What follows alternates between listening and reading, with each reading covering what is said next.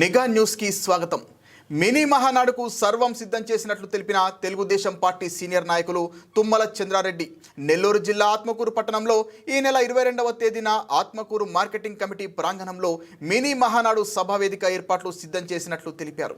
గురువారం ఆత్మకూరులో రాష్ట్ర దేవాదాయ శాఖ మంత్రులు శ్రీ ఆనం రామనారాయణ రెడ్డి అధ్యక్షతన మినీ మహానాడు జరుగుతోందని తెలిపారు.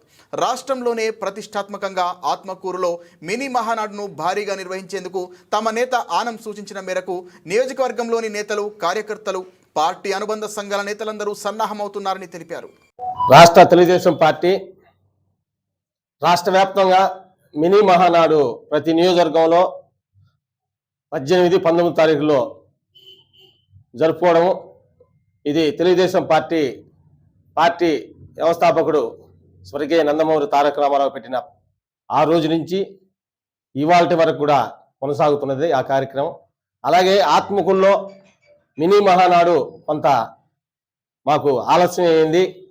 పెద్దలు ఈ కమిటీలు, బూత్ కమిటీలు కానీ, అలాగే వార్డు కమిటీలు, టౌన్ కమిటీలు ఇవన్నీ కూడా వాటి వల్ల కొంత లేట్ అయింది. దానివల్ల ఏంటంటే 22వ తారీఖు మినీ మహానాడు రేపు మన ఏఎంసీ ఆవరణలో జరుపుకోవడం జరుగుతుంది.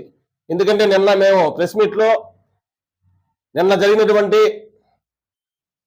తెలుగుదేశం పార్టీ నాయకులందరూ కూర్చొని కూడా అక్కడ కూడా ప్రెస్ మీట్ ఇచ్చాం. అందులో రవితేజ కళ్యాణ మండపం అని చెప్పడం జరిగింది. అక్కడ వేదిక సరిపోదని చెప్పి మ్యాక్సిమం 8,000 మందితో చేయాలని, మళ్ళీ కూడా ఇది ఒక రాష్ట్రంలోనే ఎక్కువగా బాగా చేసిన నియోజకవర్గం అంటే అది మన ఆత్మకూరు నియోజకవర్గంగా భావించాలి, రాష్ట్రం అంతా కూడా అనుకోవాలని చెప్పి మా రామనారాయణ నాయకత్వంలో ఈ నియోజకవర్గంలో బ్రహ్మాండంగా మినీ మహానాడు జరుపుకోవడం అనేది మేము ఛాలెంజ్గా తీసుకొని రేపు ఆత్మకూరు మున్సిపాలిటీలోనే మన ఆత్మకూరు మార్కెట్ యార్డ్లో పెట్టుకోవడం జరుగుతుంది.